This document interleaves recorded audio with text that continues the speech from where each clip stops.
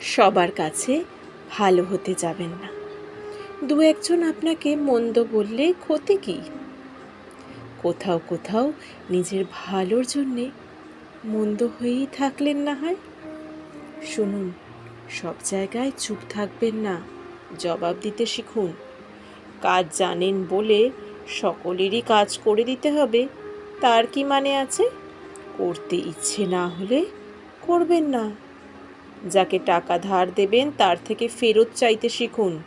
না চাইলে মানুষ নিজে থেকে কিছুতেই দেবে না। ভালোবাসেন মানে তার অন্যায় আবদার মেনে নেবেন কেন?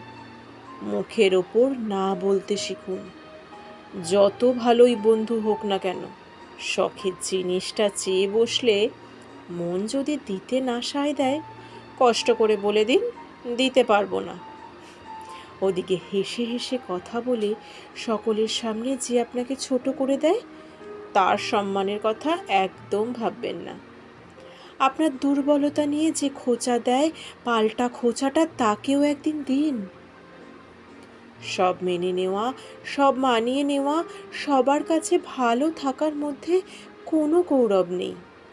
এর জন্যে আপনাকে কেউ নোবেল দেবে না। নিজের ভালো থাকাটা বড্ড জরুরি। যত নরম থাকবেন তত আঘাত পাবেন। আঘাত পাওয়াটা আপনার অধিকার নয়। সাপের লেজে পা দিলে সাপ তো ফোঁস করে বলেই সাপকে সকলেই ভয় পায়।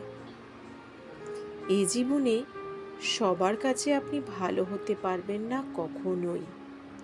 কারো কারো কাছে নিজের ভালোর জন্যে মন্দ হয়ে বাঁচাটা কোনো দোষের নয়।